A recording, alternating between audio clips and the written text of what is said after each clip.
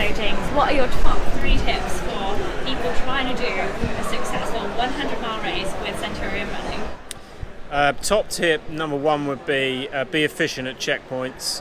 I see far too many people sat down, shoes off, backpack off at mile 60, just getting cold, stiffening up and getting no closer to the finish line. If you've got a 100-mile race, it's got 12 or 13 checkpoints, each one for 5 minutes, there's an hour and a half gone.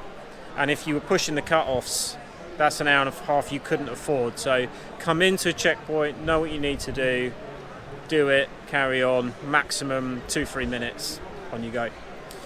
Second one would be consistent in training and train for the environment that you're racing in. So if it's a hot race, make sure you're acclimated as far as possible. If it's a hilly race, train on the hills. And most importantly, if it's a flat race, make sure you train on flat terrain.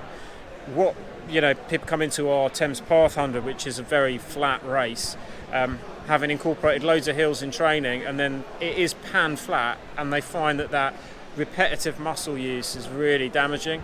So they should try and be specific as far as possible to the terrain that they're going to race on. Third thing is kit-wise. Don't overthink kit and footwear, clothing. Make sure primarily that it's comfortable.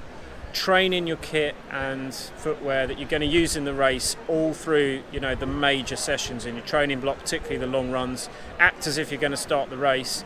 The water, the food. Far many people stuff the pack full of fluid and nutrition on the start line and go, oh my god, this is really heavy. And of course they should really have been doing that in training, even though they didn't necessarily need to use it during that run. And then ensure that you're just comfortable with what you're using and that it's as light as possible. Fantastic. That's brilliant. Okay. Thank you very much. Pleasure.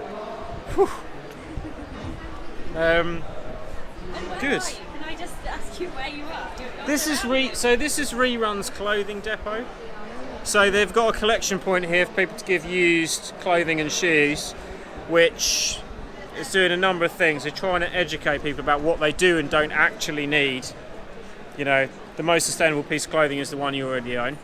And secondly, giving them an opportunity to drop used kit off that they can either do mashups like this, resell the stuff to people who need clothing and don't have the finance to afford a lot of what is expensive gear, and then some of it will go to charity or be recycled in the right way at the end of the process. So it's fantastic. So check them out, ReRun. That's really cool, isn't it? It is cool, yeah. More people need to know about this.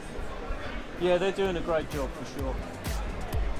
It is scary how much kit there is in here though. Yeah, it is. It is frightening.